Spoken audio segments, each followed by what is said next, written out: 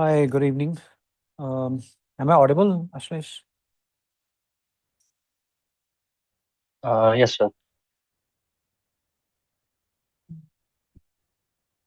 Audible, not audible.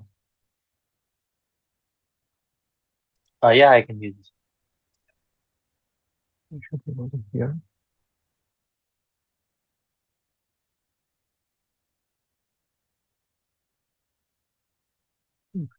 Mhm. All right, so okay, I have a question for you. I don't have my book right now because it says we are on page 42. Which class are we on? Is this class 5? I'm just a little bit confused.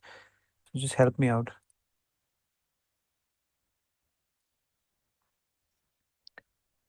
On the PPTs on your book, is it class 5, class 6? Where are we?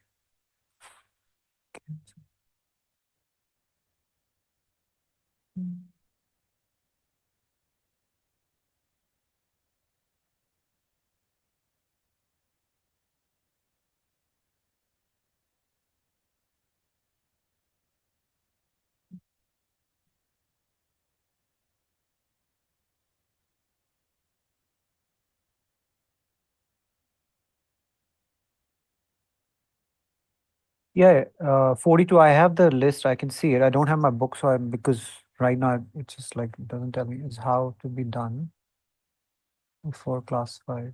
Yeah, 42 till 50. I can see the homework. Where is 42? Is it on in class 5, right? Okay. I'll share it, class 5, then you can tell me where we are at one sec. Class 5, because that's what I was thinking is class 5. Please. Slow down. Something like that with the file. Okay.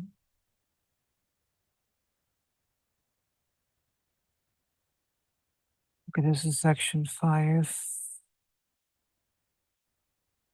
Just let me know if I have to keep clicking. I think I remember doing Stingy, but I had to take so many classes I get mixed up. I definitely did this. Skinflint, reinventing, undoing, introducing. Recently, I've not had that many classes, so it looks like this one.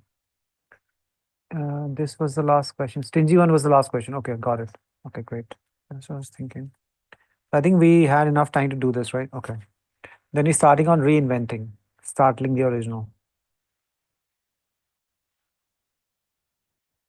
Okay, perfect. Perfect, perfect. Okay.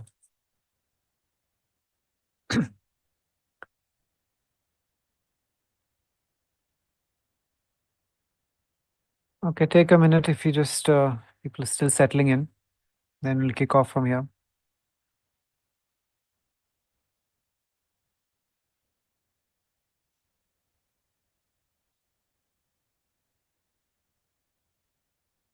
Yeah, that's what I thought, right? Yeah, did this one.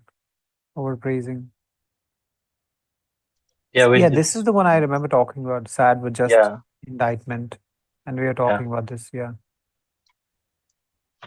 This is the question this I starting don't today. remember instantly, so I think this is the one.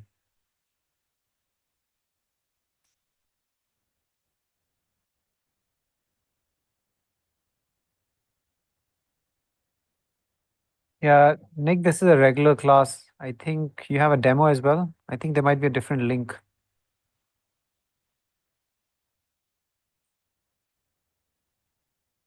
Okay, great.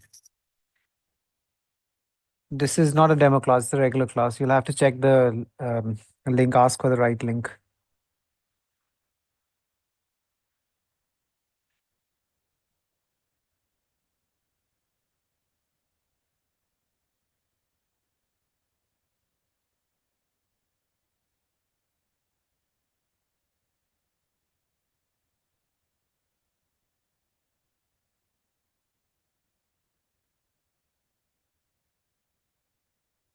All right, now this looks very straightforward to me. When she first came to France from Bulgaria, she was hardly the something she later made herself out to be. When you make yourself out to be something, that means you're showing yourself to be somebody. But because it says hardly, that means you are not that person. So whatever she's making herself out to be, since she had access to considerable family wealth, that means she was wealthy.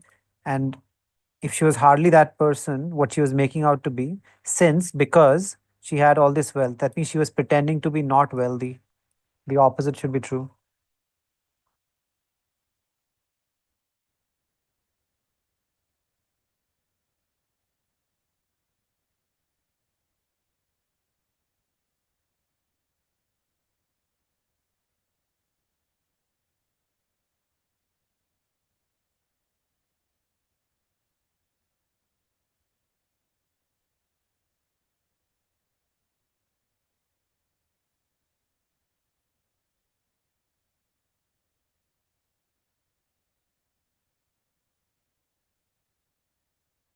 All right, see. It'll be nicer if more people actually typed it, even if it's incorrect, than Ashlesh. Um,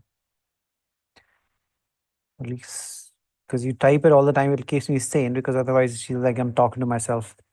Okay. So impecunious, although it's a weird word, but then this means simply terms means poor. And just you'll never hear anybody use this word unless you're sitting in a with an English professor. But this will work. I think the it was so easy, that's why they put just weird words. Precautious. Let me just write few things. Precautious or precautious. It sounds exactly like precaution, like precautious. So this means somebody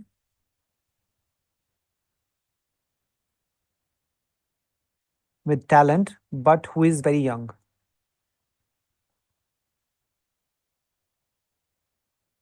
Like somebody becomes, you just become chess champion at age 13 or 14. That will be called a precocious talent. Somebody who is talented beyond their age. Naive. It is innocent. It means innocent, but it's morally means stupidly innocent. So it's used more negatively.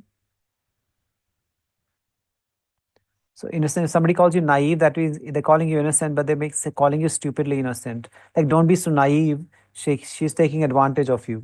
It will be used in that way. Assiduous, all these, just please put all these in same category. This is all meticulous, arduous. They are all in the same category. I think ambitious is straightforward.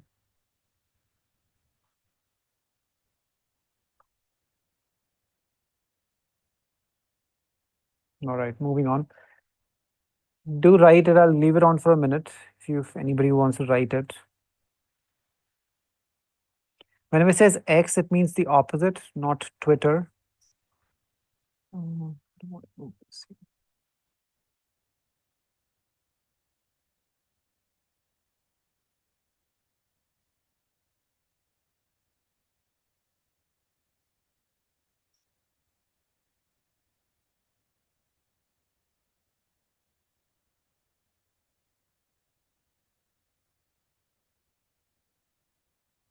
For excuse me, for what is worth, bankrupt and insolvent in real terms, this is more legal term. So this does not in reality, bankrupt does not mean somebody is poor. There are a lot of bankrupt people who are living very lavish lives in London. So it just means legally they're poor. This means legally, but technically you can use the same term. But bankrupt and insolvent will be more legal terms. Uh, just to know why it's somebody is not poor, bankrupt. If you owe people a lot of money, if you declare bankruptcy, that means is you don't have to pay them back. That's the only thing it means. You can actually still be fairly rich. You might have transferred your property to your wife, girlfriend, brother, son, daughter, just to get away from those creditors. But all the other words do mean that you're really, really poor. And solvent is somebody who is, it's generally used for companies. Companies who is doing well, that's solvent. And companies not doing well, it's insolvent. Bankruptcy is just a chapter 11, more officially called. Okay, leave it there.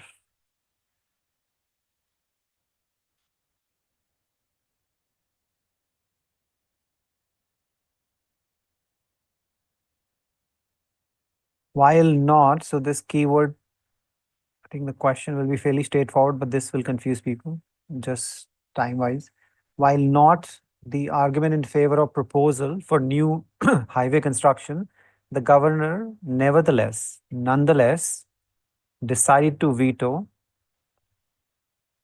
Veto means reject.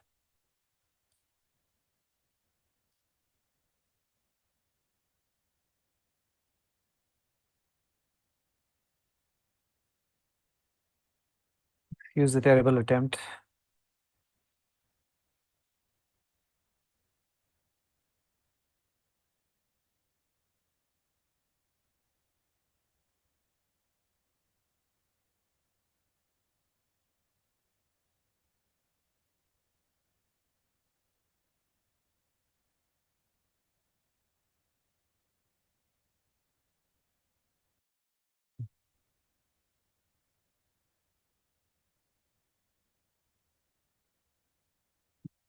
Yeah, physically ask people expectedly. Unsympathetic.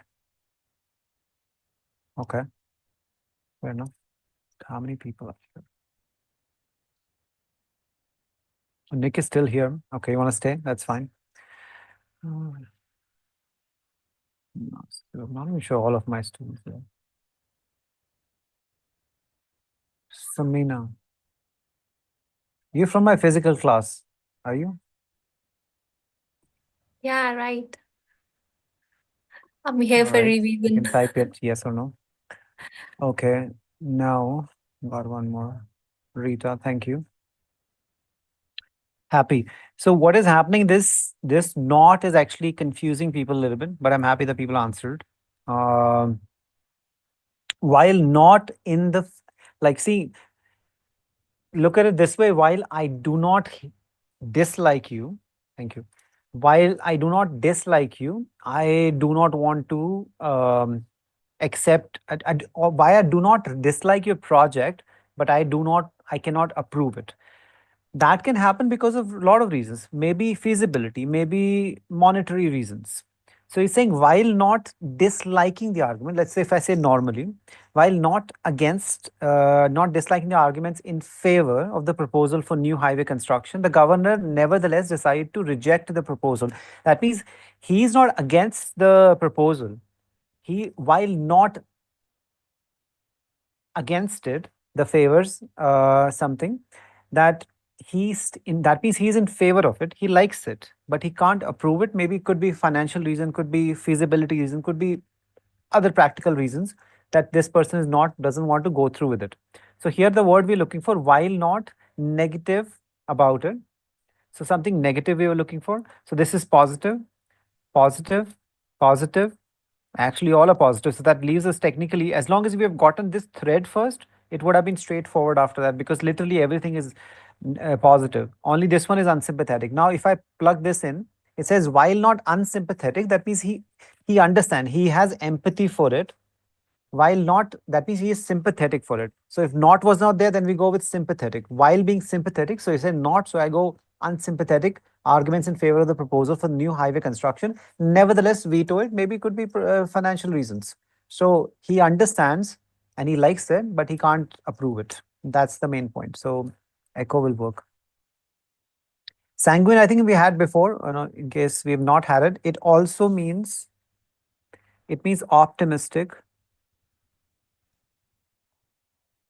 during difficult times. That's why it's slightly different during difficult times. It will be used as synonym for regular words, but just the same way I'd put in before, when precautious is somebody who has talent, but somebody who's really young. Same way sanguine is optimistic, particularly during difficult times.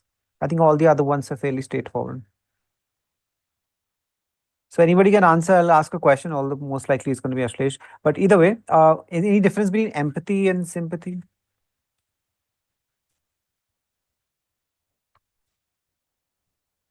Because there's a bit of a difference between empathy and sympathy, although can be used, mostly people use interchangeably, but there's a massive difference.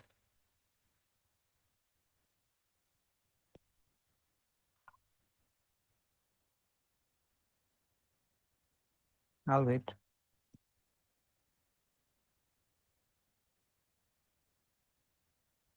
Yeah, please. I don't mind.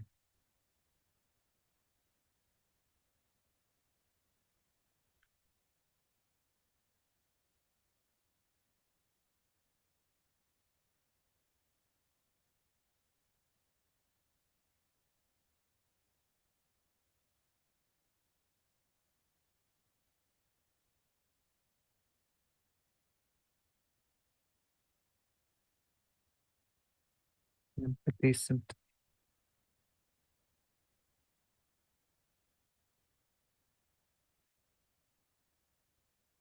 Inner feeling, sympathy.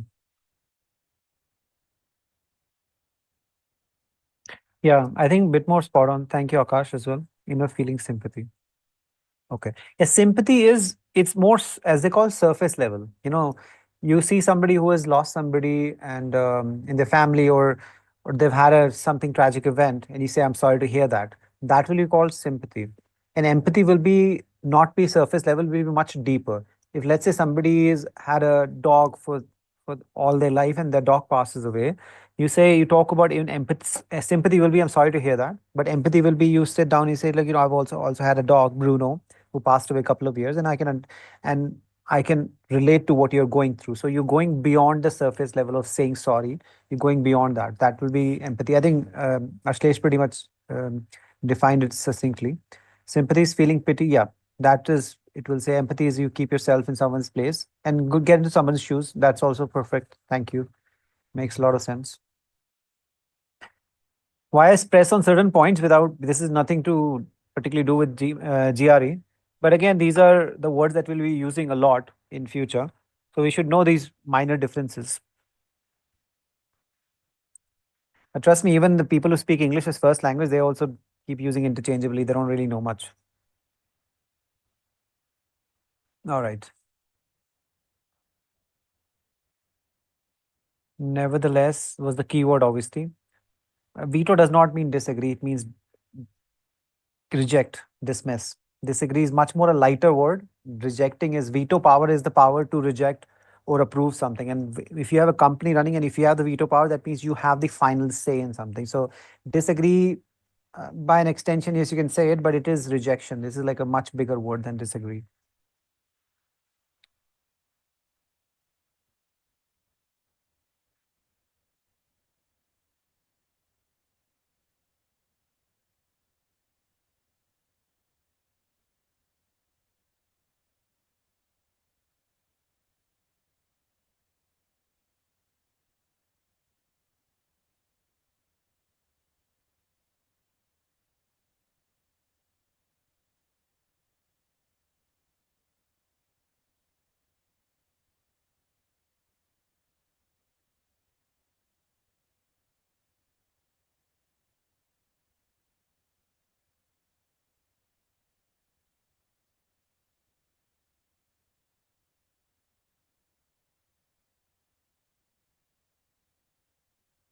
All right. So the name of Sloan Library has long been something. Then there's a colon, semicolon, which means they're trying to continue. See, semicolon and full stop mean the same thing, but this indicates that people want to continue the sentence.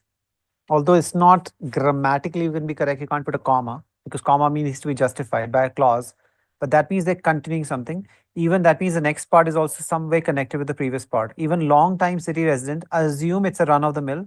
Now, please do, apart from vocabulary, these will be very important. You'll call phrases or idioms. So this will mean ordinary. Run of the mill means ordinary.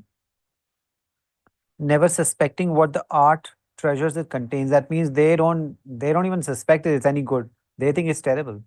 That means probably here again we're looking for something negative. This is revered as positive, proposed as just proposed, neutral. Misleading is negative, elevated is positive. Intriguing is also positive. So technically only one word is left. Let's see. Okay, more people answered. Nice. Thank you, Akash, Rita, Ashlesh. Misleading. That's the only word we had has been misleading because even the people who live there long time, they still do not think much of it. They just don't even suspect all the amazing treasures it might have. So revered is respected, but it will be considered as highly respected.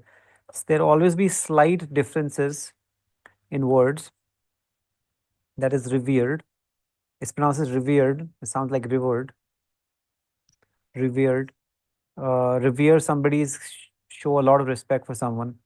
Elevated, apart from tall buildings, which will be elevated, it's also somebody has massive reputation, high reputation, or somebody who's lionized. That's another word you'll probably see in GRE. So put it on a pedestal. Somebody they believe like he's got this elevated reputation. He's lionized, made to feel is larger than life. Like recently, this movie came out, which I've been hearing about, some Indian film, Pushpa. They're in Nepal, they're running like 4 a.m. shows or something. So, okay, intriguing is also very interesting. Intriguing. It also means surprising also. And something is very compelling. Something attracts your attention.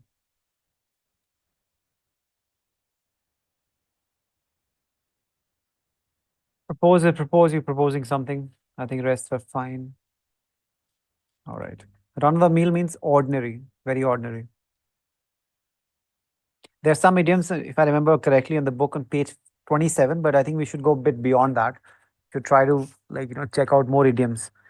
Idioms are generally going to be useful in everyday life once you're living in the English speaking countries. Even. So even was the main word here. They think this was the main word. Even long time residents, but I think most lot of indicators. This GRE question is easy. Even a sixth grader will get it correct. Okay. The mayor is ideological.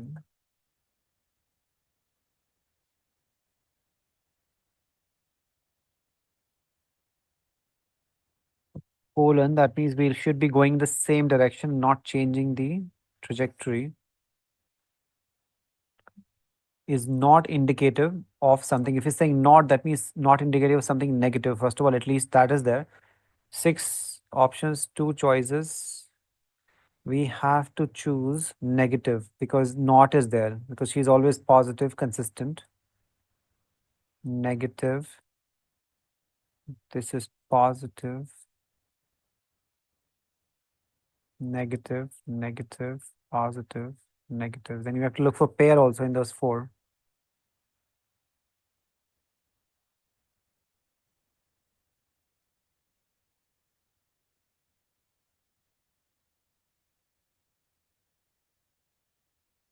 These can be out anyway.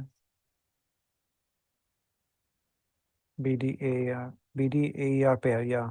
BD, which was BD. Fickle and capricious. Yeah, fickle and capricious are pair.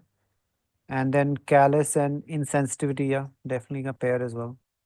C and F. And perspicacity and I mean, technically it will be a bit of a stretch, but then that also means perceptive and clear-headedness. Also, somebody who's he knows what he is doing, resolute. Somebody who is decisive, not resolute. Resolute also fine, but decisive will be more direct. So empty-headed is negative word, but clear-headed is positive word. Clear-headed is somebody who knows, who's decisive, who knows what he's doing or she's doing. But empty-headed is negative. Clear-headed is positive. So anyway, positive will remove something who's perceptive. And you already said C to B to B and B and D. B and D. Fickle. E, R, C, and F up here. Okay, fair enough. Which one are we choosing then? Okay, what? Capricious and fickleness. Now, because this person is consistent, fickle is somebody who will change their mind, will be completely inconsistent. So that will be opposite of consistent, right? The word here. The opposite of consistent. That means because the word not, we are looking for inconsistent. So that's why we're choosing the word which are inconsistent because the word negative connotation with the word not. Jessica. Are these my students? Okay. I do have this demo link which does not help at times. So, okay.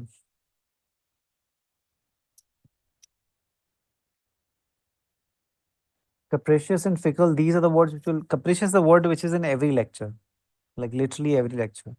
So insensitive and callous, as we had said earlier, that these are two are pair. Insensitive, somebody who's callous is insensitive, somebody who really does not care, has no feelings. And these two, fine. Okay.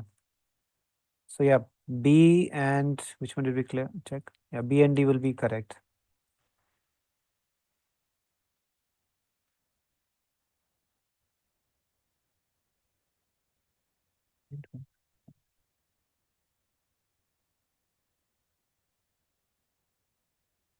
Colon was the first indicator, as we talked about. Colon, that means going in the same direction, consistent, and then we're looking for other word opposite of consistent.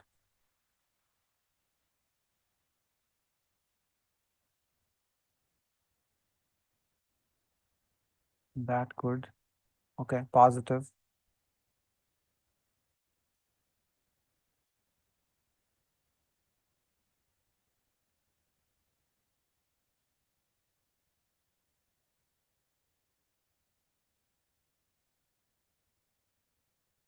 I'm looking for positive. These are neutral, so I don't care for them. This is the only negative anyway, so it's out. So we have three left. We have to look for pairs. Depending on the pair, we can choose.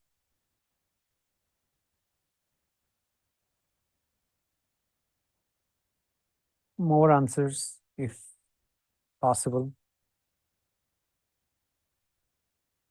Good. At least I want to see three. 19 people. I wonder how many are joined. Thank you, Akash and Rita, Shlesh. A and F. So stabilize you're going with. You're going with ameliorate. Yeah, see, stabilize is a positive word, but we're not going with it because mitigate and ameliorate both mean the same thing, which make, in simple terms, make something better. Make better or less worse. Or less worse. So what they're looking for is if they can determine what is wrong with people who suffer, they may be able to suggest drug therapies or treatments that can mitigate, make something better or make less worse in this situation, effects of the damage. So these two words are pairs as synonyms. So stabilize is also good. I would have chosen stabilize if I had another word matching stabilize, but this stands out a little bit. So I will not choose this one because the pair is not possible. Both these words mitigate and ameliorate mean the same thing. As I was saying, that make something better or make something less worse. So it's like something mitigate can be used multiple places. One could be sometimes you'll use legal, you'll hear this legally says mitigating circumstances. This is the term, or in general, people had mitigating circumstances that you, let's just say you did not score very well in the exam, but you can sometimes you say there were mitigating circumstances. Maybe you got really unwell, maybe there was some issue in your personal life, or maybe that day things were not working out, that there was a reason why something happened, right? So that will be mitigating circumstances that way. Otherwise, alleviate is another word which is used very commonly with the same group. It's make something less bad. Can we use intervention in the place of mitigate? Intervention. But then intervention will have a complete different meaning. Intervention is a word commonly used by Western people. Is like when somebody is going through a big problem, they're like, you should have intervention. So which means more like you're intervening or you're getting yourself involved into something. So that will change the meaning a little bit. And sometimes you try to mediate, and it's not use interfere. Interfere will be a more negative word, but I think they'll use mediate, getting in between. So, yeah, it's not definitely not interchangeable. Not it will be by massive stretch. I don't think this will work as synonym, but yeah, I won't use intervention here.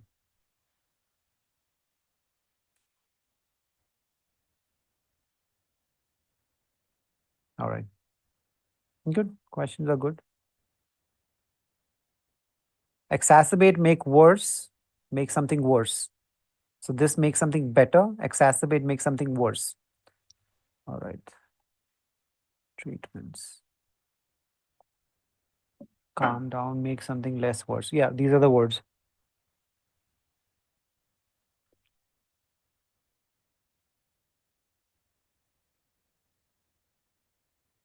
The temper is there. Thanks to English, every word has so many meanings. Temper itself can, somebody has a temper, that can mean like, hot headed. But temper is to make something less bad.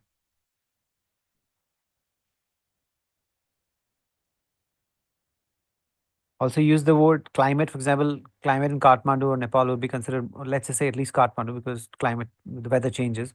It will still be considered mild, temperate.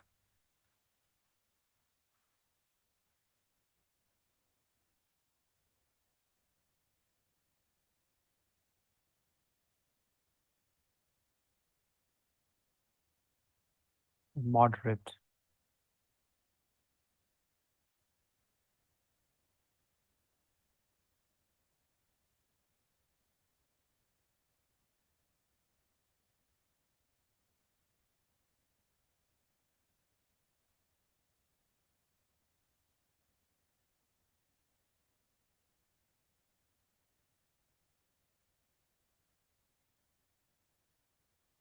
Okay, sometime I'll not be able to answer everything because I didn't make the slides, but let me try.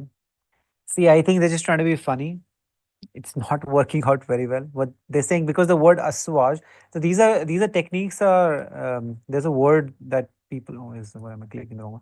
There's a term for it. It's called mnemonic. The M is silent. So these are called mnemonic techniques. I think that's what they're trying to do here.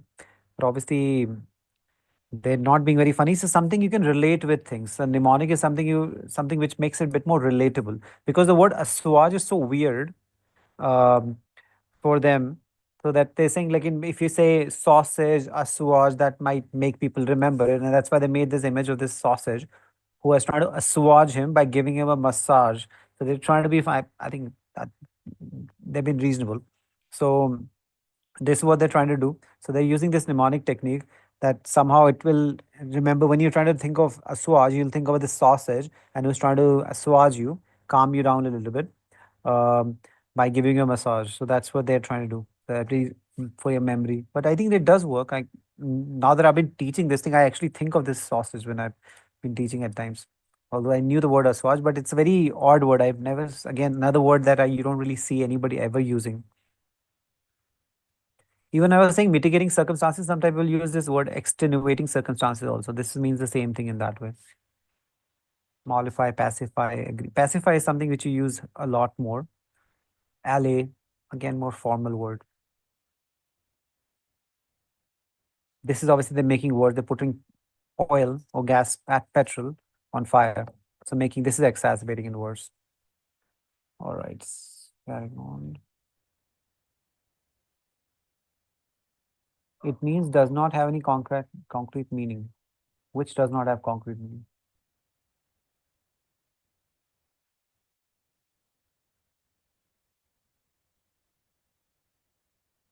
No, aswaj has a concrete meaning. Aswaj means to make something better, calm, less worse.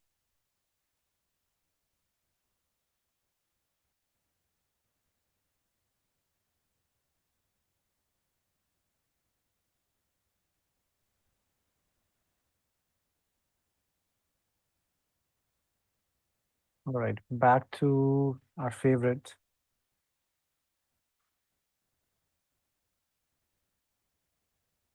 Just give it a read quickly.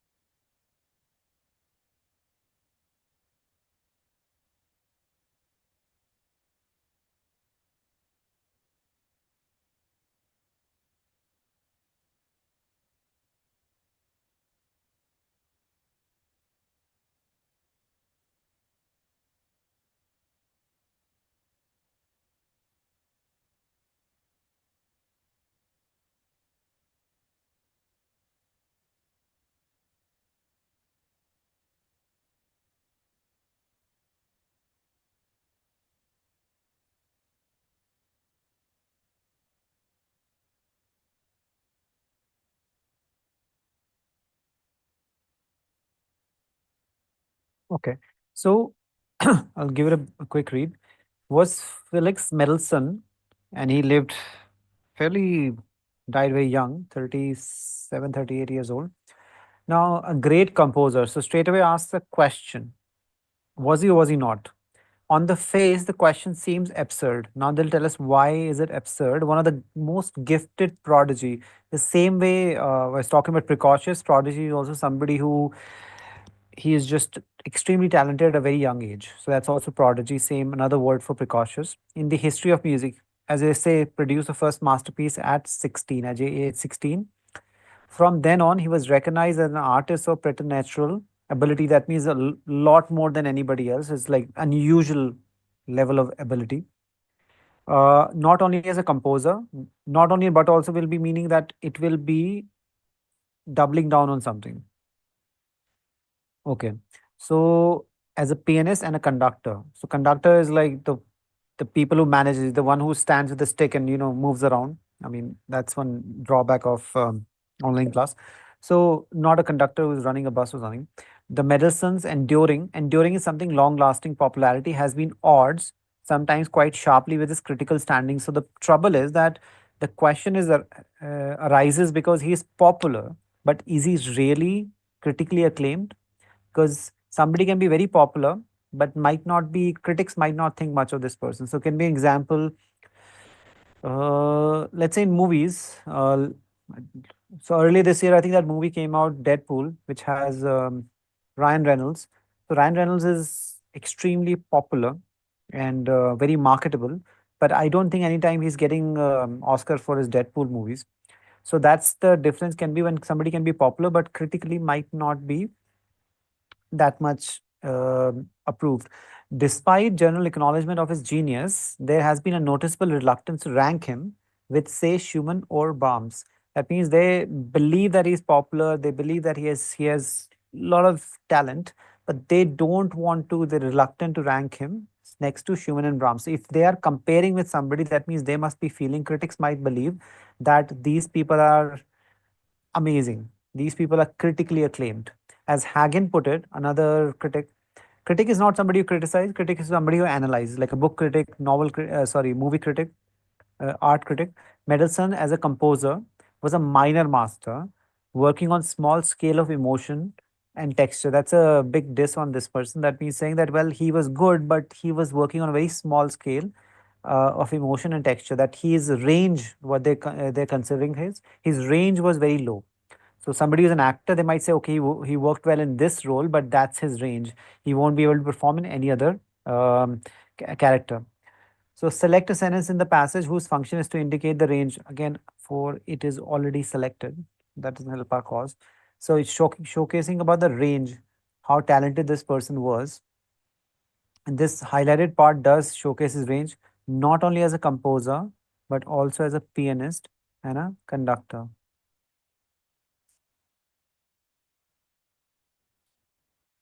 So this clearly showcases range.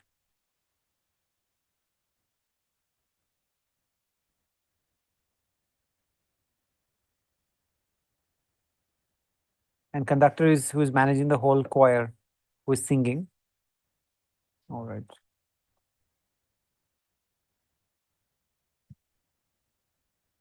The passage suggests that anyone attempting to evaluate, assess, or critique Mendelssohn's career must face which of the following dichotomies. Dichotomies means like two things existing at the same time. It's like a paradox, and both are correct. A person who is always promoting non-smoking, himself smokes 20 cigarettes a day. That could be a dichotomy. When two things exist at the same time, it should not exist. So dichotomy here seemed to be that he was extremely popular, but then they think like, probably critically, he's not a big deal. Popular, like as I was giving the example, Ryan Reynolds, very popular, very marketable, very profitable movies, but critically people might not think much of him.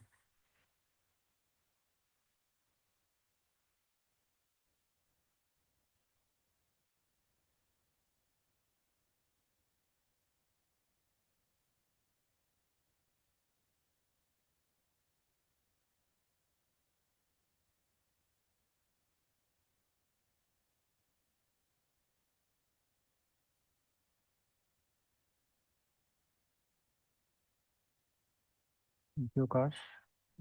See, Charlie. The discrepancy between Mendelssohn's popularity and his standing amongst the critics. That is the dichotomy that he is popular. At the same time, critics don't think much of him. So those two things existing at the same time, they will have to confront or face these two things which are completely at odds with each other.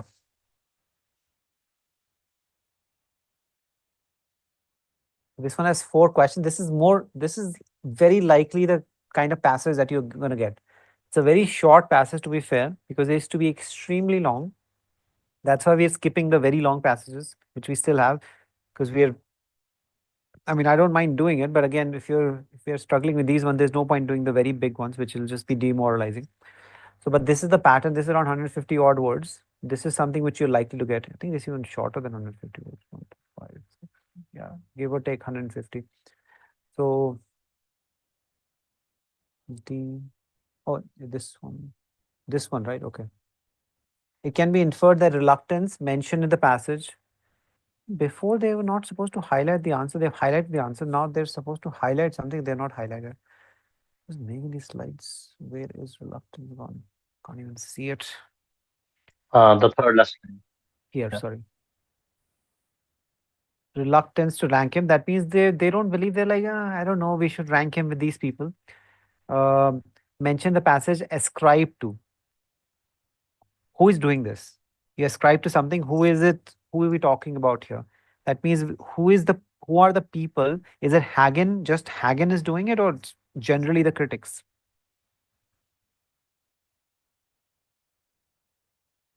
It looks like the critics are the people. Ascribe is another word for attributed to somebody. D. Thank you. Yeah, this is the music critics in general. Those are the people who don't believe that he should be critically ranked next to Schumann or Brahms. There's no mention who these people are, but again, if you're comparing it, these people must be the gold standard. And against the gold standard, they're saying he does not match.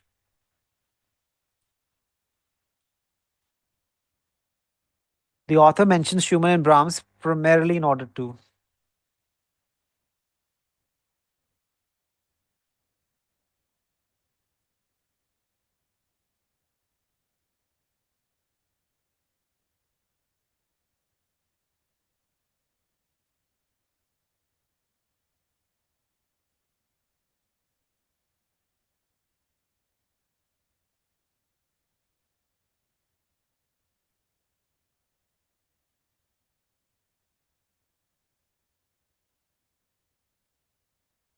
E echo.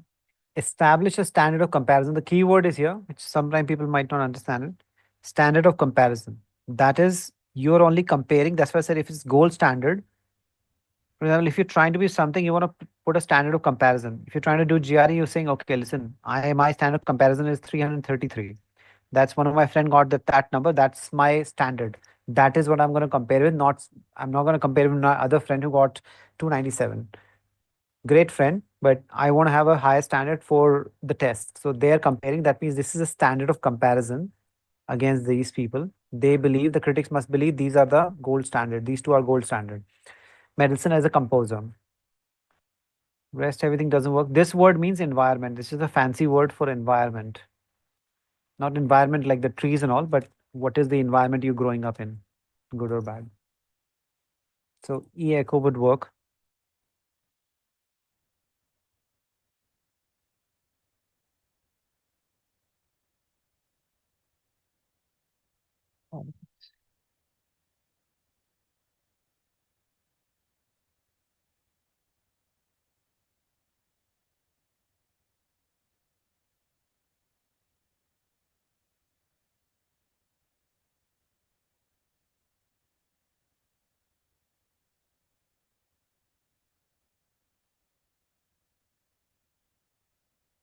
Yeah, that's what I'm saying. Environment, that's the word mean. Milieu means environment.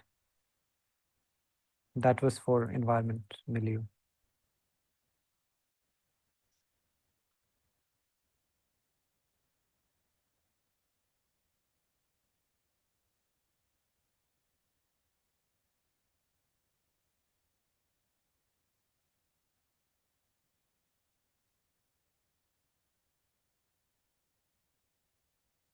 And this one they meant more like the social environment than the natural environment.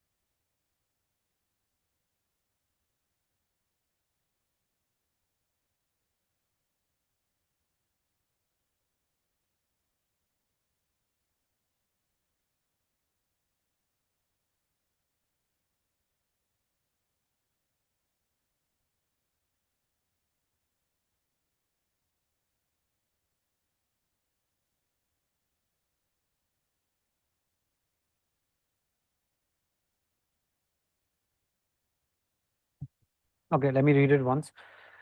So while most scholarship, as we more commonly use the word scholarship for money or grant, grant, which generally people use now, scholarship mostly it will be used as a research on something. The most research on women's employment in the US recognizes Second World War, 39 to 45, dramatically changed the role of women in workforce. These studies also acknowledge that few women remained in manufacturing jobs once men returned from war. So during this time, there was a lot of employment because men were going out there killing each other. Somebody has to do the job. So women got into manufacturing jobs. But once men returned from the war, very few women remained. That means men came back and said, okay, we want our jobs back. Then they back into manufacturing. But in agriculture, unlike other industries, women were viewed as temporary workers. Here, it did not happen in agriculture. Women employment did not end with the war. So they continued to be relevant and employed in agriculture. But in manufacturing, they gave away the jobs back to the men. Instead of the expansion of agriculture and a steady decrease in the number of male workforce combined to cause the industry to hire more women in the post-war years. In fact, they're saying, in fact, they're hiring even more women in the agriculture, not in manufacturing. Consequently, 50s saw a growing number of women engaged in farm labor, even though rhetoric in the popular media called for the return for women back to domestic life. I'll Let's do this question. I'll actually also explain the word rhetoric and how is it used in general terms. Okay. So the first question was inferred. That means it will not be given directly. So it can be hinted at in the passage that the manufacturing and agriculture sector in the US following the Second World War, following, that means after the war, differed. What was the point of difference in following respects? So what was the point of difference? Answer is in both. Rao. The percentage of employees in each sector who are men. We can definitely say in manufacturing there'll be higher percentage of men and lower percentage of women, and vice versa. So this makes sense. Rate of expansion. I do not have the expansion stats. Trend in wages. We don't know about wages. Each sector. What is the point of difference? No, they in general said that return to domestic life. They had nothing to do with whether women working in manufacturing jobs or the other one, which was the other one. So yeah, agriculture. So it was same for them. So this will not work. There was no point. They just wanted them to go back home. Extreme women each satisfaction was not a concern. So again, back to popular choice. Percentage of employees in each sector, which were men, and this checks out also because less percentage will be higher in manufacturing and far lower in agriculture.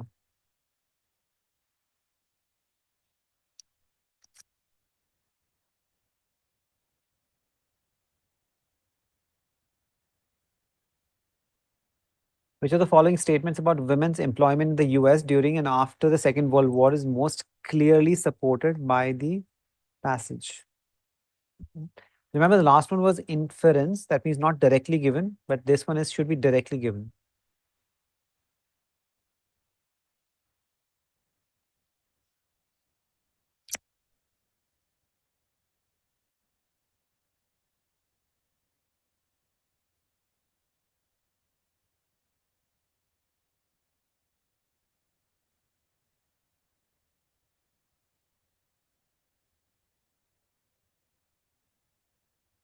The delta delta. Increase in women's employment that accompanied the Second World War was longer lasting in agriculture. That is correct because here in manufacturing, once the men returned, jobs returned to them. But agriculture did not end with the war, so that is longer lasting. Fair enough. So this makes sense. All right. So now back to this word rhetoric. Rhetoric is when you're giving these speeches, generally associated a lot with the public speakers, particularly politicians. They will make all these big persuasive speeches, which are very impressive, and they will convince people to vote for them or root for them. But the whole idea is rhetoric is that is this is all these are all empty words. This is all amazing words, amazing speeches to get some grandstanding and standing ovation, but eventually the words do not ring true. That means words are actually not honest and not very sincere. So that is the word which is used as rhetoric. They're using rhetoric. That means they are very persuasive, very appealing, but not honest or sincere. So that is for rhetoric. Then there's something called rhetorical question, something that does not need an answer. So it's like if maybe when you're younger or something and you're at school or you're at home and you do something really, really stupid, and then your father or teacher says, "Are you stupid?" And then you don't really say yes or no. You just stand there, you wait, just let them be. Let them say what they want to say. That's a rhetorical question which does not need an answer. The rhetorical question is just asked, you don't say anything. All right, so back to square.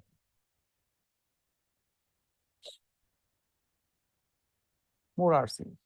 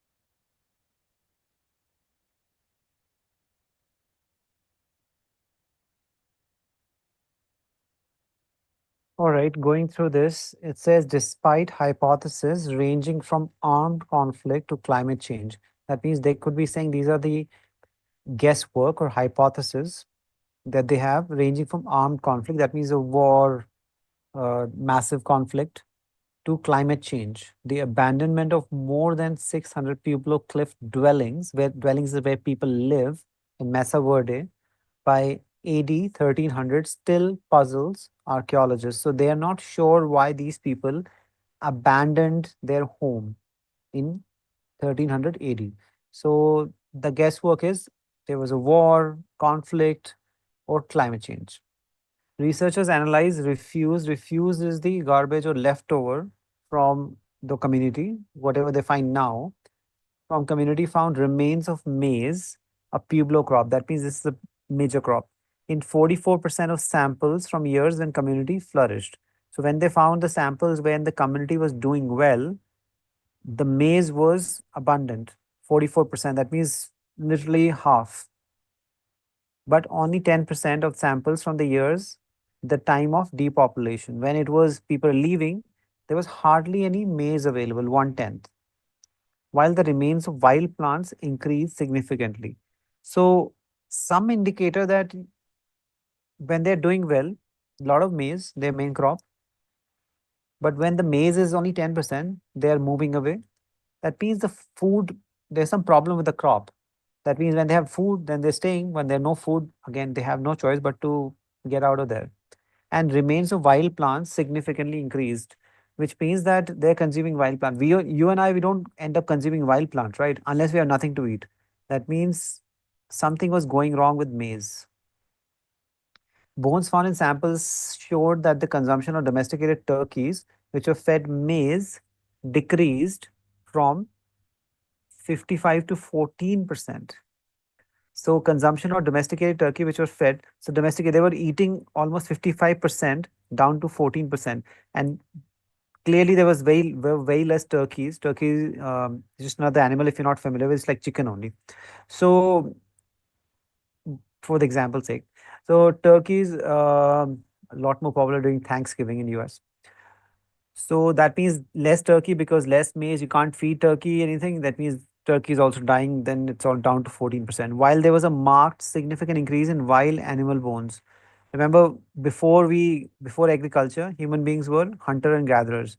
They used to go out and look for food before they started growing on their own. That means not enough turkey available because we can't feed turkey maize because there's very less maize available. They're going back to hunting and gathering. These data suggest that near the end of site's population, villagers experienced substantial food shortages and adopted hunting and gathering strategies to compensate for crop failure. It's also given very directly. That means they were struggling for food.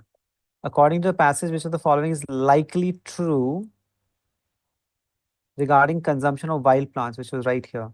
So you will not consume wild plants if you have a lot of food. You will consume it when you don't have enough food. Charlie. Increased as domesticated sources of food decline. Guess what? Maize from 44 to 10%, while at the same time, remains of wild plants increasing. So this does check out. Domesticated sources are declining, and more people are consuming wild plants because they don't have a choice.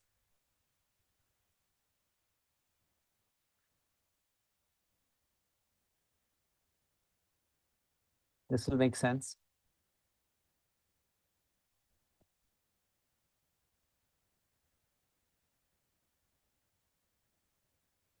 Nothing to eat, they eat wild plants.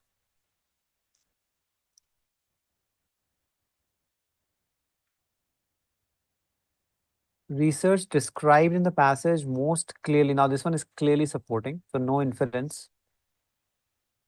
Which of the following claims about abandonment of Mesa Verde? We know why people are abandoned because this looks like a majorly crop failure situation.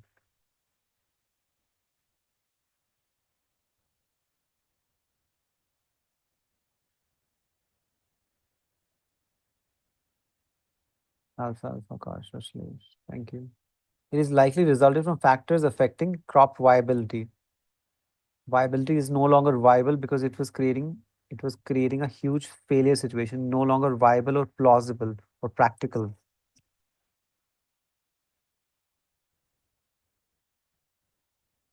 Viable will be something that can be done, can be feasible or workable, but non-viable will be the viability because crop was actually failing constantly, 44 to 10%. This makes more sense. No. Hasted, no. Yes, dairy was not a concern. Hasted, no. More extensive, no. Happened more rapidly in certain, we have no information of that.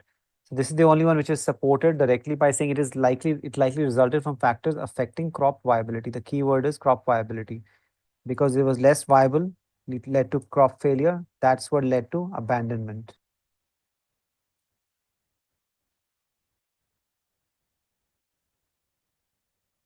Checks out.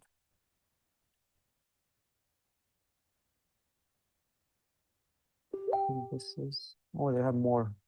Two more passages.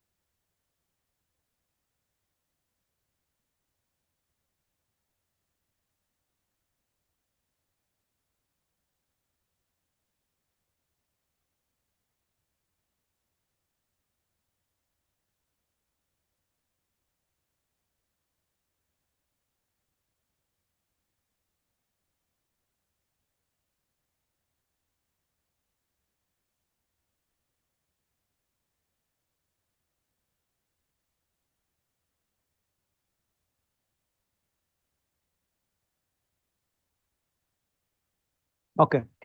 So different answers, good. Since the 80s, experts have been claiming that the skill demands of today's jobs have outstripped the skills workers possess. Very first line is the most important sentence. They believe since the 80s, jobs demands are outstripping the skills worker possess. That means there are less skills available. People are less skilled. We want more skills. That means the demand of skill is higher than the supply of skills. So demand of skill is higher than supply of skill. Or you can take it as workers also. Moss and Tilly counter that worker deficiency lie. They're countering it. They're like, no, that's not correct. That worker deficiency lie in less job specific skills than in attributes such as they're saying it's not skills, job specific skills that those are fine. They're okay with it. Attributes such as motivation, interpersonal skills, and appropriate work demeanor. I think all of you should be able to relate to it fairly in that same age bracket as this passage is talking about, younger people. Uh, However, Handel suggests that these perceived, I think he's kind of doubling down on that, just getting more specific about it, are merely an age effect. So first part they said experts believe that they need more skills that jobs demand, but less skilled workers are available. Moss and Tilly is saying no, job skills are not the problem. It's motivation, interpersonal skills, and appropriate work demeanor are the concern. And Handel says even these perceived deficiencies are merely an age effect.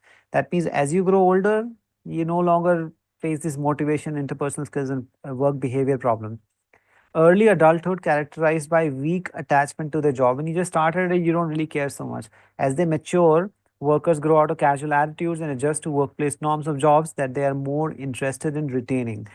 So once you grow a bit older, then you're like, you know what, I will adjust to the norms and I'll whatever I job I want to do, I will be more interested. Significantly, complaints regarding younger workers have persisted over 2 decades, but similar complaints regarding older workers have not grown as the cohorts, as the groups aged. So, younger people, it's pretty common for the last, he's giving empirical data also that last 2 decades, complaints for the younger workers have persisted. They've been consistent, but similar complaints do not exist for older workers. Whatever the older workers mean, 30 plus, have not grown as cohorts aged. So as the growing older, the complaints don't come from the younger workers. It only comes from, sorry, don't come from older workers, only come from younger workers. The passage suggests that Moss and Tilly are most likely to disagree. Now, just remember what Moss and Tilly were saying. Experts believe less skilled workers, more demand. They say, no, that's not the problem. It's the mind is the problem, mindset. So they will agree with the expert directly that, no, that's not the problem. And the first sentence only. So we only have to look at the first sentence. So I had two options given, delta and alpha.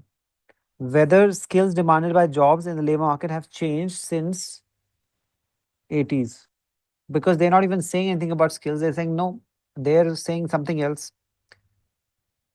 They're saying deficiency don't lie in job specific skills. In fact, they have not even given a data about it, so I can't question whether they are even considering the job skill demanded by the jobs. All they're saying is that skills are not a problem. So change, not sure. Delta, whether adequate number of workers, enough. Adequate means enough number of workers in the job market possess the particular skills demanded by various different jobs. They said they do because the experts believe they don't, but Moss and Tilly believe this is not a problem. So they will disagree. These people believe that they don't lie in job specific skills. Experts believe they do lie in job specific skills. So this is where they will differ. Moss and Tilly will believe adequate number of workers do exist. Experts will say no, they don't. So this is one part they will be disagreeing on.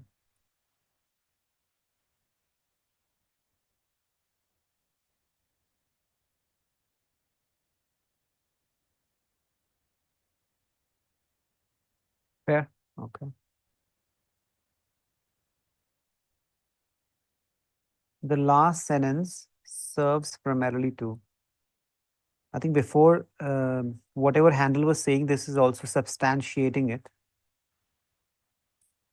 Because he had said, as they mature, workers grow out of casual attitudes and adjust to workplace norms, they are more interested in retaining. And this one doubles down on that by saying significantly complaints regarding this is giving empirical data or actual facts that which supports the previous part. That in fact he is correct.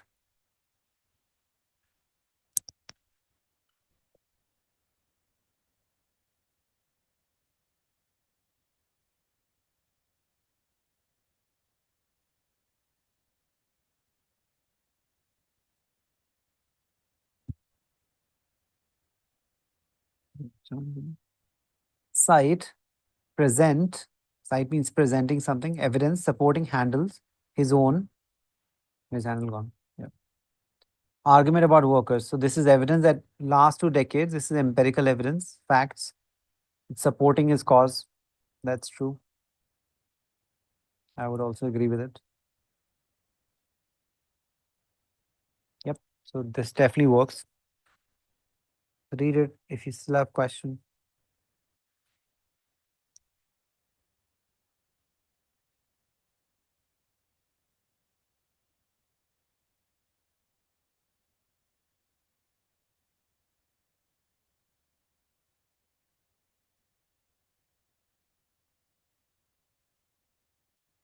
All right.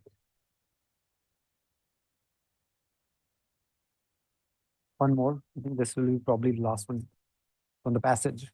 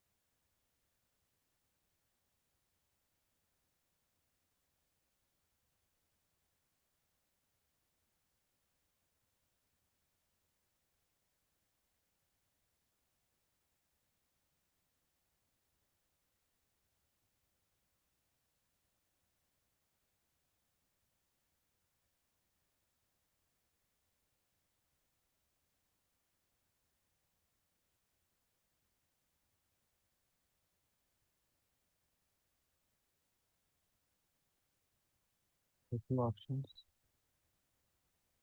Okay, you can have as many options as needed.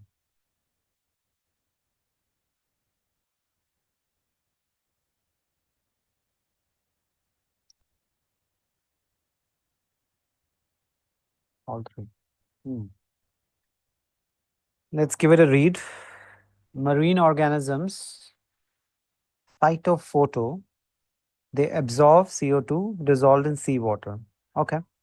Potentially causing a reduction in concentration of CO2 that contributes to global warming. So obviously they're saying these people can absorb CO2. Why don't we have more of photophyto? And then if we have more of them, then can alleviate. I think now we can use the word alleviate, make something less worse, alleviate the problems of global warming. However, phyto flourish, thrive, do well only in surface waters where iron levels are sufficiently high. So Martin is saying, you know what, we can just add iron to those waters. That adding ions to iron poor regions of the ocean could help alleviate global warming. While experiments subsequently confirm that such a procedure increases phytogrowth, but later on they figured out that there'll be growth. If there'll be growth, they'll be absorbing CO2, which should help alleviate global warming. Field tests have shown such growth does not significantly lower atmospheric CO2. Why? But they said there were more photophyto, they'll be absorbing it. What is the problem? So they'll tell us phyto utilizes CO2 for photosynthesis. The carbon becomes a building block for organic matter. But the carbon leaks back to the atmosphere, into the atmosphere, where predators consume phyto and respire carbon dioxide. Hmm. So what is happening? All the good work is getting cancelled out or evened out because the predators actually end up eating phyto and then they respire back the carbon dioxide into the atmosphere. So all the good work that was done by phyto, then they get eaten and then back carbon dioxide in the atmosphere. So back to square one, back to zero. It can be inferred from the passage that Martin's hypothesis includes which of the following elements? Correct understanding of phytos utilizes, yes, it says if it actually absorbs carbon dioxide. There was no doubt about that. So he has made the correct understanding. So this is definitely correct. The correct prediction about how the addition of iron to iron would affect phyto growth. Again, correct. Because they only flourish here, while the experiment subsequently confirmed that such procedure increases, so it does increase it. So this supports this cause also. So second one is also correct. An incorrect prediction about how phyto growth would affect concentration of atmospheric CO2. Exactly, because he believed that if we do this thing, it will reduce. But then what is happening? It's not doing that.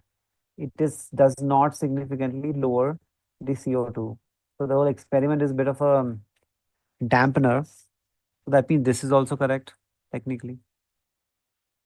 These two predictions were correct. How they utilize it, they do absorb it. And if you add iron, they will increase the phyto growth. But this was incorrect. He believed that if we do this, eventually global warming will be alleviated.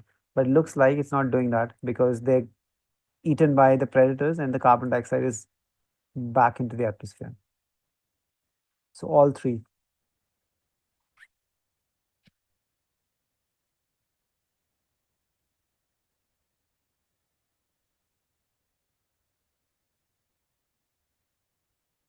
It can be inferred from that the author of the passage mentions predators in the last sentence primarily in order to.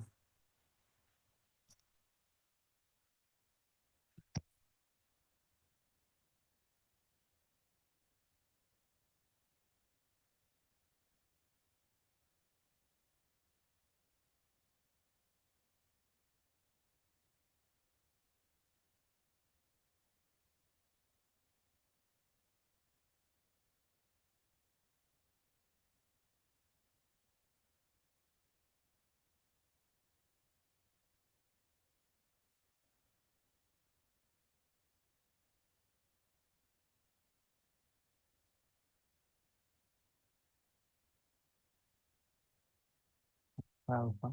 Help explain why Martin's hypothesis is incorrect. Okay, logically makes sense. I have a question here.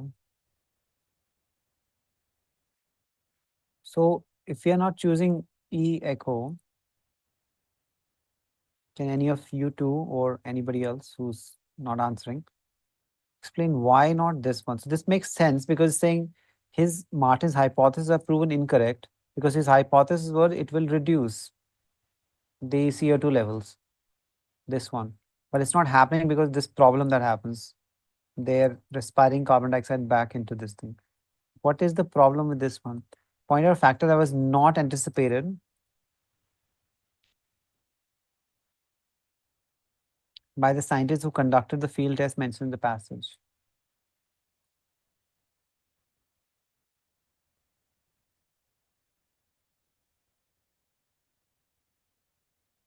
Martin did not anticipate it.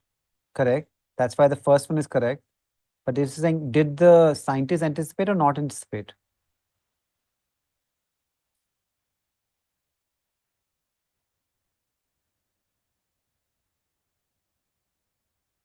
This response means the first one is correct. What is this trying to say? Did these scientists not anticipate? Because scientists are different. Yes, correct. No mention about the thought, about their mind of thought. Now, think about this thing in this way. You're the main scientist. You tell that this is what is happening.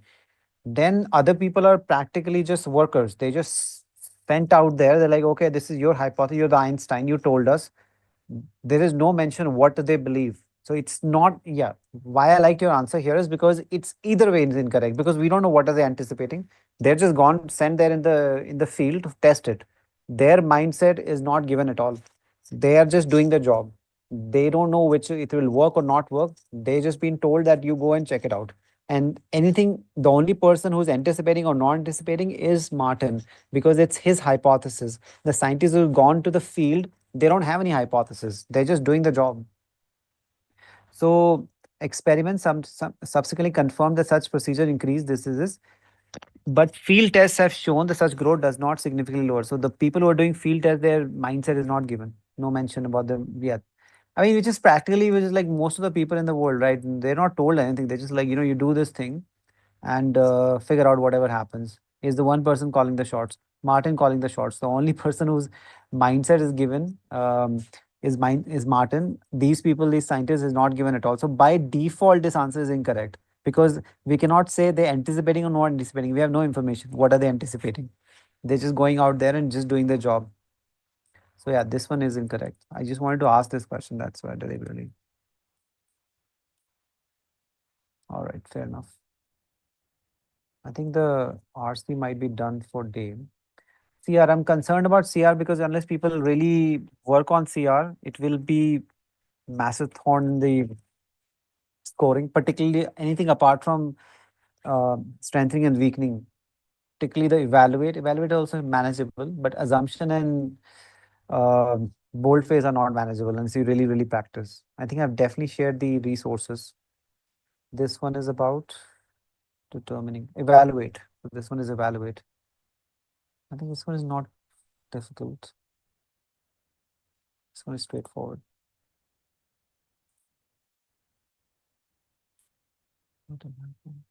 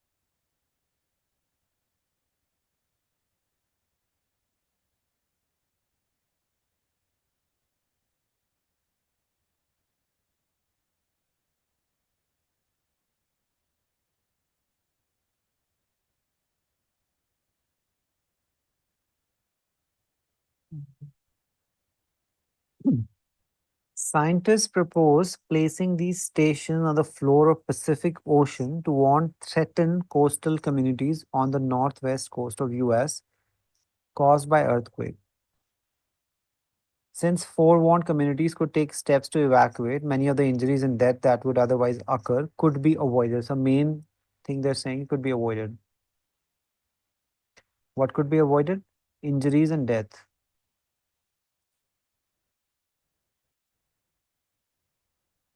Forewarned, that means you're informed beforehand.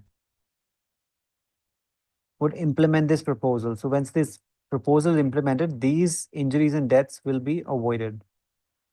But one major factor we need to determine, we don't have to support or weaken it. We need to ask. That's why these determine or evaluate question will be answers will all look like a question.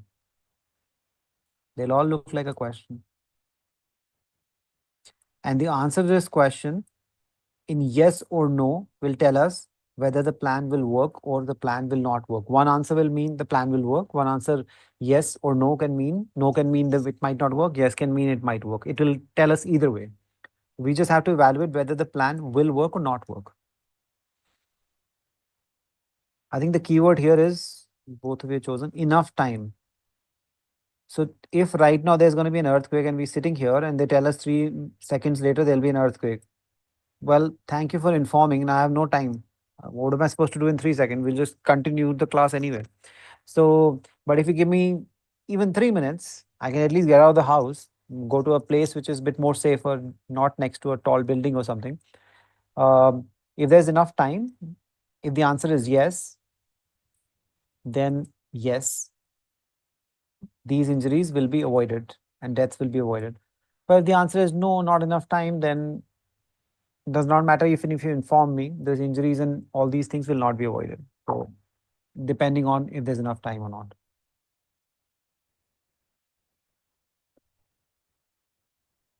I would consider this as more straightforward question, not complicated at all.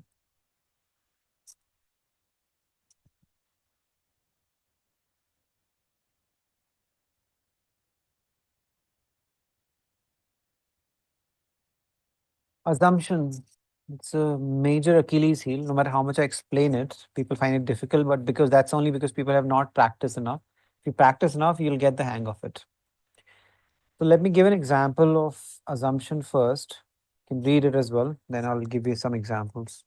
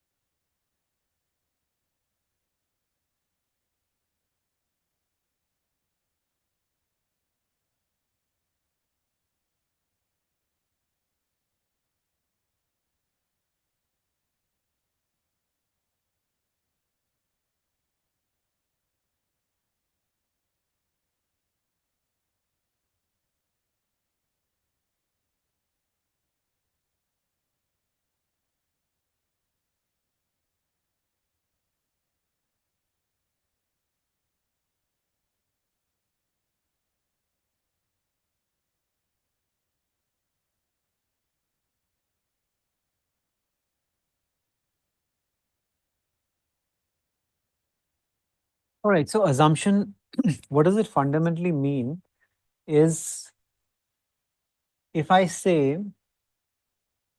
let's say you find out this person is amazing at basketball, and I ask you why is he so good at basketball? I say because he's 6 feet 7 inch tall.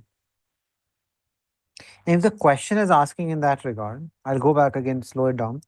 So I ask you, like somebody asked me, why is this guy, why is Michael Jordan, why was Michael Jordan the best at basketball? We'll say because he was tall, he was 6 feet 7 inch tall. Then if the question says that, what are we assuming here? So assuming, we can't assume the height. Height is height. we're assuming in this case that there is no other reason barring the reason that I'm giving. So if I'm saying he is amazing at basketball, he was amazing because he was tall, he was 6'7". That means there is no other reason why he was good at basketball if it's an assumption question.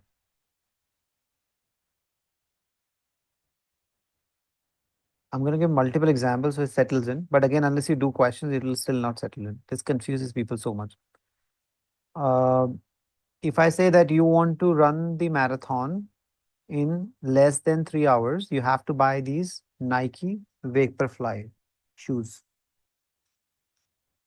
Then what am I assuming? That because you asked, I told you that if you have to win the marathon, sorry, run the marathon within 3 hours, you have to buy this Nike Vaporfly 50,000 rupee shoes. That means what is the assumption? That means if you do not buy these Vaporfly 50,000 rupee Nike shoes, you will not be able to run the marathon in less than 3 hours. So whatever they're saying, assumption is everything else will not work out. So if I was in a physical class and let's say Ashlesh was there in the class and I left a box of chocolate and I come back, there's no box of chocolate. That and I said Ashlesh was the only person here. That means he has taken it. So if the question is what am I assuming, I'm assuming that there could be no other circumstance. Somebody might not have come in between and taken it from there. A raccoon might not have come in between and taken the chocolates. Nothing else, but it is him who has taken the chocolate because he was the only person there. So assumption is whatever I'm saying, everything else will be incorrect. In short, but again, these examples are pretty straightforward. In fact, I still apply the same logic most of the questions, but they get complicated unless we are in assumption question. I can tell you unless you already know the answer before looking at the answers, and you don't have to have an exact answer as long as. But if you're looking at the answers without knowing, every answer will look correct. So let's try with one of these, and I'll apply the same logic in this one also.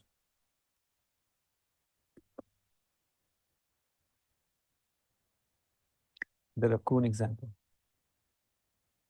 It's possible. If you go to US, they'll probably see more raccoons. The raccoon, yeah, you blame the raccoon. Fair enough.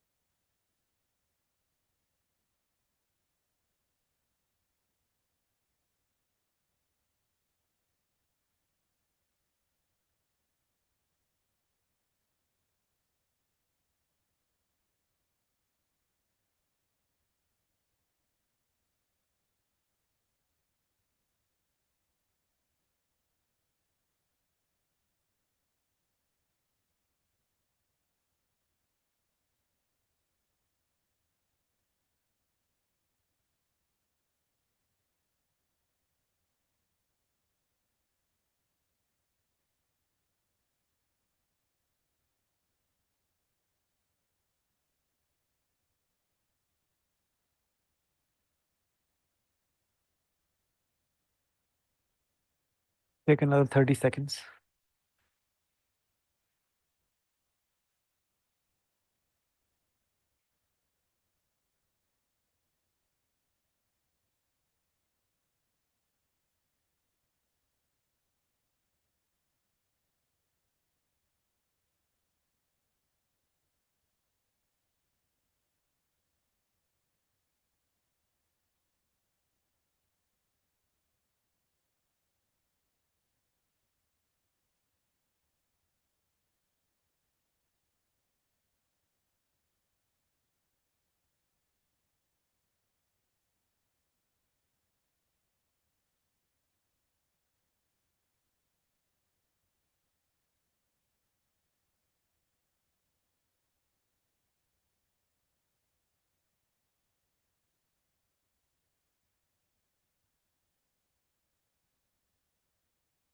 Oh, two answers. How cool.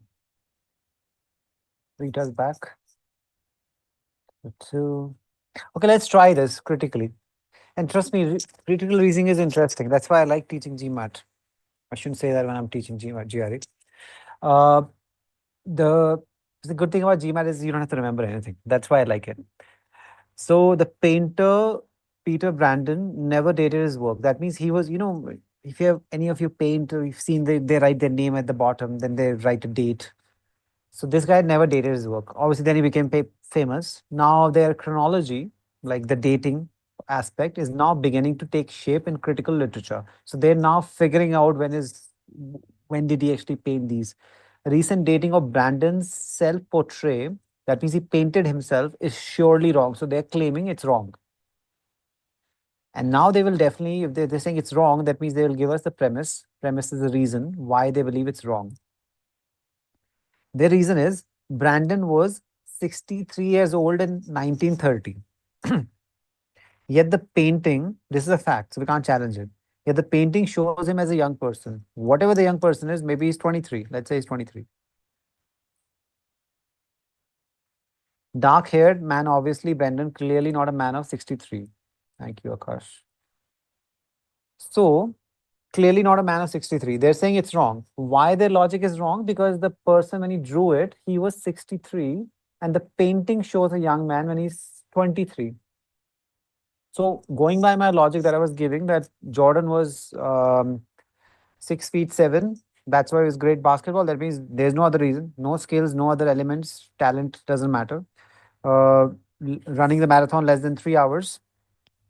You got to buy the Vaporfly. That means if you don't buy the Vaporfly, you'll not be able to run in less than 3 hours. Ashlesh took the chocolate, not the raccoon. Uh, that means nobody else could have taken it. He was there. He's the only person. So here, the same logic can apply. He's saying because he was 63 years old and the painting is 23 years old, so we are assuming that no other reason can be. That means a 63-year-old person cannot draw himself as 23. Well, that's definitely possible, but again, they're saying it's not possible.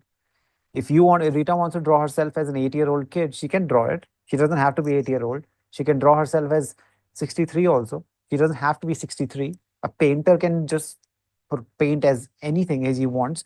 But they're saying that because he is 63, that is their logic. That means their logic must be that a person who's 63 has to draw himself as 63 only. He cannot draw himself as 23 at 83. So that is their logic. That because he's 63, that means the painting is also wrong. He should be only 63 in the painting. I only have one option. I mean, from the 3 answers that I've got, this one. Let's see if this fits the bill or our discussion, rethinking. At age 63, would not, that as you were saying, everything else should be wrong, have not portrayed himself in a painting that he looked when he was a young man. That means they're canceling out this option. This can easily happen. He can just draw himself as a younger person. It doesn't need to be 23. He can be 63. So they're saying this cannot be possible because their logic was he was 63. So that means he's painting. That's why it is wrong. Their main logic is his age is 63. So that means they are considering this cannot be correct. That would not have portrayed himself in a painting as he looked when he was a young man, which he completely can do. But according to their logic, he cannot do that. So this one is the assumption that they're making, that a person who is 63 cannot simply draw himself as 23. So this will fit the bill.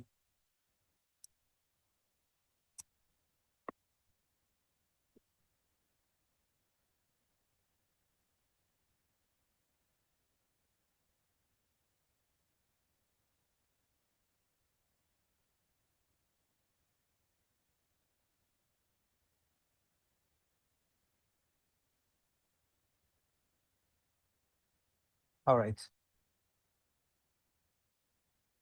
I have shared the links as well. I think at least I knew that Mabin had opened it because he told me one of the links was not working anymore. So I had fixed all the links and re-sent all those things, which also is troubling for me because he's the only person who told me this, that links were not working. And I've shared this multiple times. I don't know if people actually open it at all. I'm pretty sure some people must be thinking, what is he talking about? Which links? That's my life. All right.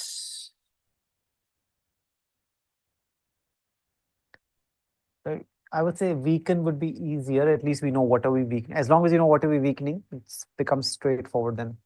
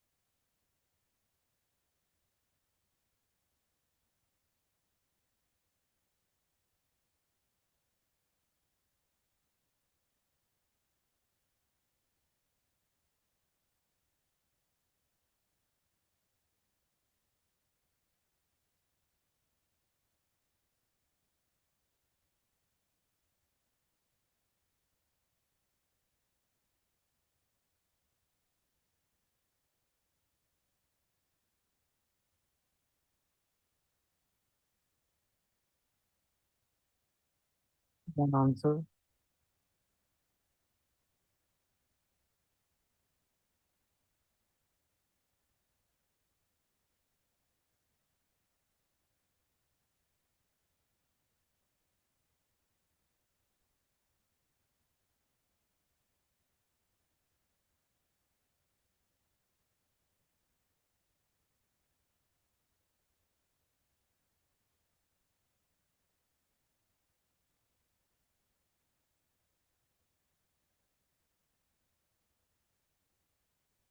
Monsters. Charlie, Charlie. All right, this should be fairly straight up. Let's see. Average temperature of lobster-rich waters off the coast of Falkland has been increasing, so more hotter. In warmer water, lobster grow faster. So if this water is warmer, they grow faster. That looks like a good thing. Takes less time to reach the size at which they're no longer vulnerable to predation by young cod. So they grow quicker and also reach quicker to an age where not vulnerable, susceptible to be eaten by young cod, the chief threat to their survival. So this looks positive and positive. Consequently, from on basis on this premise, they're deriving this conclusion: survival rate of lobster larvae must be going up because they grow faster, reach an age where they no longer be threatened by young cod. Okay, lobster population in the is bound to increase. We have to weaken it. That means the population, regardless of this thing, is not going to increase. There must be some little glitch there, some problem. Everything looks good, but there could be one little problem.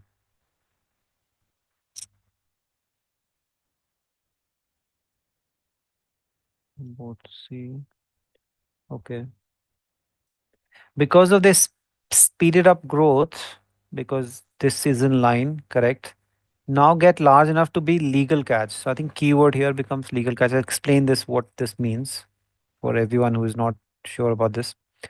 Before they reach reproductive maturity, I think two major part. I think for me the major part is reproductive maturity, but it's a combination of both things. Legal catch is that you can be hunted legally. Then this lobster can be caught legally before they reach reproductive. I've only lost losing people. I've lost two people.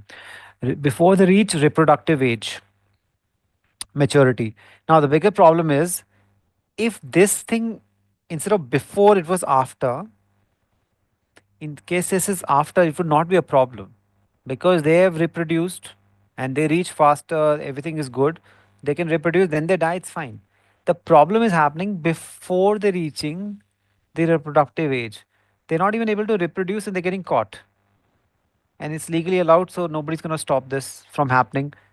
Before they reach this thing age, that means they're not able to reproduce, they get caught, and that will actually reduce their population and not increase the population.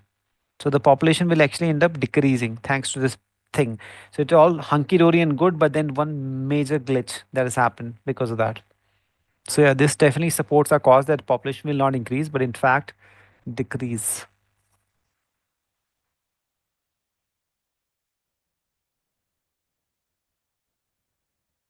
So yeah, good, interesting. Okay, this class is done. Where is this one? So we'll start with class 6. One sec, I'll change the sharing.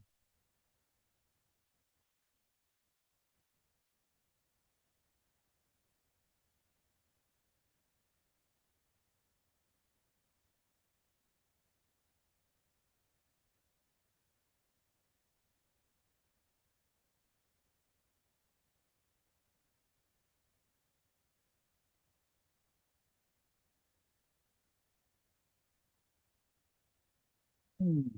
Difficult ones, but okay, just stay with me. We just have 10 minutes or something. We'll not do too many questions, but just a couple of them. Just stay with me.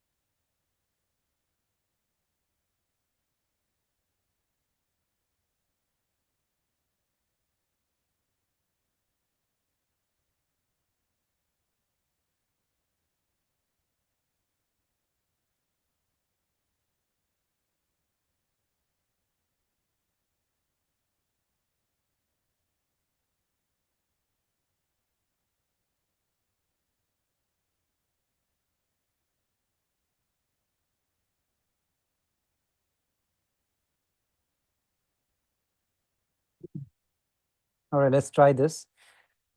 Richard M. Russell said 52%. Let's try to do it the easiest way possible. Well, easy and GRE don't get along very well, but let's try. So, all right. Golf. Said 52% of nations' growth since World War had. I don't see anything negative. It looks like positive only. So at least in our mind, I can quickly establish this looks like positive. He said research, government, greatest assuring role. I don't again see there's anything negative about it. Looks positive. Unless we can something good only. Everything looks positive. Thank you. So we have negative. No bearing is negative. Come through is positive. I know in one of the slides, I don't know if you still have slides, it says come through means like coming through difficult times, but that's not what come through means. Come through means anything. It's just an open for interpretation. Come through because here they're using because of. I've through come through difficult times. That time it will mean come through difficult time. You survived difficult time. Come through itself does not mean difficult times because I can see, I think I don't have my book right now, but on page 27, it says come through means survive difficult times. That is not accurate because come through means like go through something and then what you put next to it will mean something. Here means because of something. So this is positive in this one and then this one will fit better. At the expense of something, at the cost of something. You can party but not the expense of your health. So no bearing, that means has no relevance. All these are actually there, all of them. So he said something cannot be negative. Addition restricting, this is negative. Aside from supporting, this looks positive. Far from exaggerating. This also looks like somehow positive, but I don't know how this will fit. This will not fit. This too will fit, come through because of something. And aside from supporting research, government's greatest role is assuring continuing, promoting strong patent. Americans pronounce patent. You can say patent also. Office. Unless we can positive, evaluate is even Steven, protect is positive, disseminate is spread, which is also spread positive maybe. So whichever fits, unless we can evaluate original ideas, we'll not have invention. Unless we can protect on original idea, because they talked about patent office. So if they're talking about patent office, something should relate to this part. That I'll explain this also. So protect will fit better because unless we can protect the original ideas, we'll not have invention. Disseminate is to spread widely. Now here, now that we have the answers, I explained what they're trying to say is that 52% of nations' growth since World War II has happened because of invention. Invention is the mother of growth. He said, aside from supporting research, not only just supporting research, the government greatest role in assuring continuing innovation is promoting strong patent office.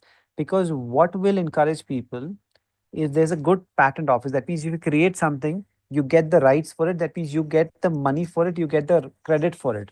That's what people want. Unless we can protect the original ideas, we will not have invention. If you create something, if today Akash creates something and he's not able to get it patented, and somebody else steals his ideas, this will discourage people from inventing. They're like, what's the point of it? Somebody's going to steal it, right? And that is one of the major reason US is the country that it is known to be, because massive patent. People get patents for literally everything.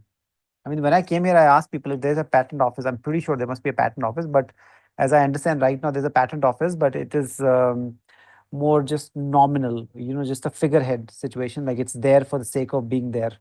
So I don't really see people, it's probably rusting there and people queuing up. If you go to US, it'll be like massive queues. People just want patent for everything. So these three will work better. Hopefully this explanation suffices. If you protect these ideas, people, there'll be more invention because people will be interested. See, if they create something, they will get credit and the money for it. So yeah. We're talking about Michael Jordan. He has probably his worth is probably in several billions, because after that he has this, not call it patent specifically, but that Air Jordans, which is I think patent only. So he gets like hundreds of $1 million for that since 1984. So it's been what, 40 years he's been getting money. He's probably 60, 61 years old now. So he's made like billions of dollars from that just little one patent. So yeah, you have the right patent, you can be served for the rest of your life. Selected, I select evaluate because evaluate. I selected evaluate. Where was evaluate? Last one, okay. Because now I can understand. Fair enough. All right. But I can understand why you go with evaluate. That's why I was trying to explain what is the idea of this situation is. They can evaluate the original ideas, will not have invention. Yeah, I can understand why people would use evaluate. But that's what I'm saying, they can protecting these ideas and they will not have invention, because if they can't protect it, nobody will be interested in it. All right. Yeah, okay. This is the page I was talking about. This is a screenshot of that page. Is there word there? I was just imagining. Yeah.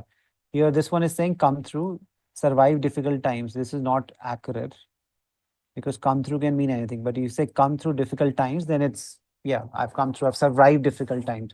But you can say come through because of something as well. Come through does not directly mean surviving difficult times, but it is used in conjunction with difficult times. We had this one, no bearing on. This is the one we had earlier, ordinary, run of the mill. I think one of them will be there. This is very common, kept abreast of. This one, everybody has an angle. This will mean that everybody does something because it will benefit them at the end. That means everybody is biased. That means everybody's doing it, it will benefit them. That means even if I work with an NGO, so people can say at the end, it makes you feel good, that's why you go there. And I can't really say that that's not the case. Yes, it does. So everybody does something because eventually it makes you feel good. All right. I think it's on page 27, this list. Okay, let's do the last one. We'll call it a day because we have stopped having breaks also because last time people disappeared. Unexpurgated, fancy word for uncensored.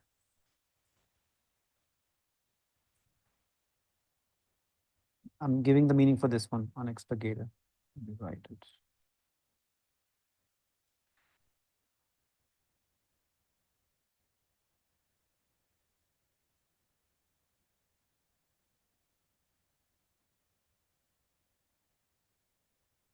Flaws, errors. This flaws and error, foible, just it's a joint word. Errors. Bravo.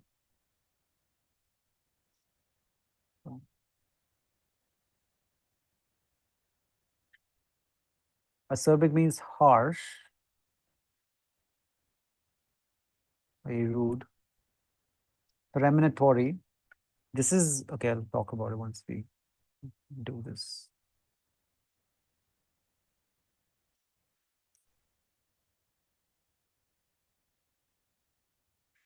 So there are some words which mean like, foreboding, for example.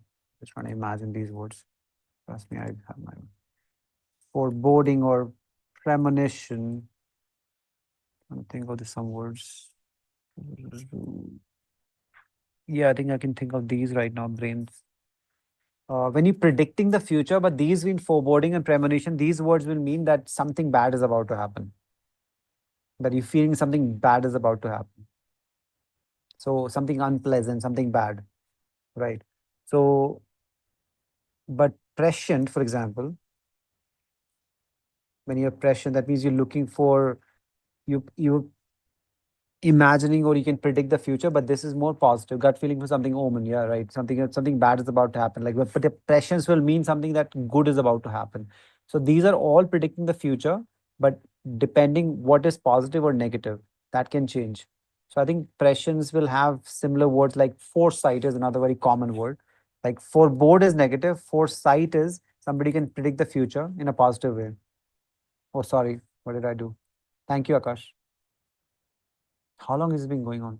Oh, just now. Okay. So I was writing prescience, foresight. So these are all positive words. That means something good is about to happen. Sorry, premonitory or foreboding will mean something negative is about to happen.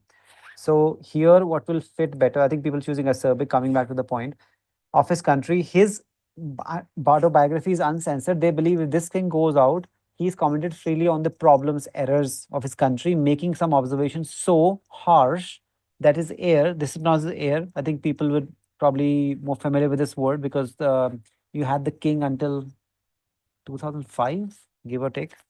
Correct me if I'm not absolutely sure, but yeah, it's been probably around 20 years with for the democracy, right? So Ayer and the editors feared they would damage Twain's reputation if not withheld. So they believe that his opinions are so harsh it will damage his reputation. Not that Twain cares; he's been dead for 200 years. So premonitory, we're predicting something bad is about to happen. Laudatory is praiseworthy. Laudatory, praiseworthy. Everyone, right? Yeah. Temperate, we talked about mild nature, mild tempered, mild weather. Acerbic is the one correct answer, which is extremely harsh. Buoyant, it's a very sciencey word, something which is afloat if you go by science point of view. And if you go by general point of view, like a business point of view, something is doing well, thriving from business point of view. And from a mood point of view, it is you're in good mood, buoyant mood. So thanks to English, meaning for different purposes. Upthrust, going up. Where is upthrust? Oh yeah, the buoyant part. Yeah, that's the science meaning when I was studying science in high school. So premonitory. So yeah, this one would work better. Sorry, acerbic will be correct, and rest will be normal. Okay, we will leave it here. I think I don't have the book, but I think class 6 we have reached. So tomorrow I'll see the exact page numbers once I go to the institute. So the you prepare for class 6 only. Things will get more and more tougher. I really request people who are still here and continue the classes that just put in a bit more time and you can practice from whatever we have. You can practice online that on the portal. There's more and more practice and vocabulary. I've shared the 357 words as well. Those will be very important. I would recommend highly if you can take a printout of those and start making your notes on those. That will be the best way to move forward because I think people can score fairly high as long as you put in the effort. I know it must be very difficult studying at night, working in the day. But yeah, now that you've signed up for it, we are in it together. All right. Leave it here then. So, Sarah, still with us. Take care. Thank you for contributing, everyone. Akash, Anju, Ashlesh, as always. Ganga, take care. Jessica, Mabin, Nasir, Ram, Rita, Shraddha, Sovit, Suman, Suraj, everyone. Have a good evening. I'll